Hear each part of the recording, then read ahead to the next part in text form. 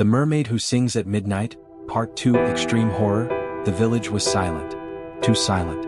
After the boys screaming vanished into the ocean, no one dared step outside. Doors were locked. Windows covered. Even the wind seemed to hold its breath.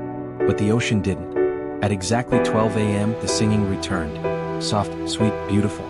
Come swim with me. The voice crept through every crack in every house like mist. Some villagers covered their ears. Some prayed. Some cried. But one man, Daniel, couldn't resist the song wrapped around his mind like warm hands pulling him upward. He stumbled from his bed, eyes glazed, walking straight out into the night. His wife grabbed him, screaming, but he was too strong. The singing wasn't a sound anymore.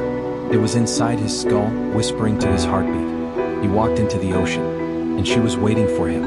The mermaid rose slowly, her big innocent eyes staring into his.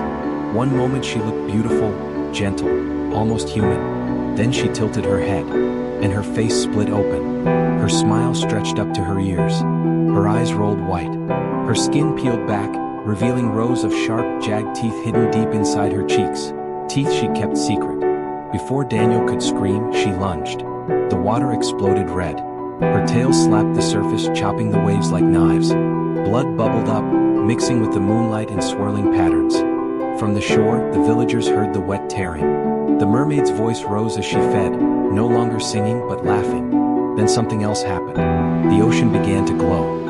Hundreds of faint red lights pulsed under the waves, moving, spreading, circling. The villagers froze in terror as they realized those weren't lights. They were eyes. Dozens more mermaids, each more deformed than the last, were rising from the deep trenches, attracted by the scent of fresh blood. Their claws scraped the surface. Their teeth clicked in hunger. Their hair floated like black seaweed. The singing stopped. Now there was only the growling. A deep, chest-rumbling growl the villagers felt in their bones. The mermaids were not just hunting the ocean anymore. They were coming to shore. The first one crawled up the sand, dragging a broken, twisting tail behind her. Drool dripped from her fanged mouth as she sniffed the air. More followed. A whole swarm. The villagers tried to run, but the creatures were fast. Too fast. One mermaid grabbed a woman's leg and snapped it like a twig. Another crawled up a man's back and tore into him with needle-like teeth. A screaming child was dragged by her hair toward the waves. The village lights flickered. The screams mixed with the crash of the waves. The sky turned red from the reflection of the blood-soaked water. And then, from the ocean's darkest point, something massive began to rise. Bigger than a whale. Bigger than a house.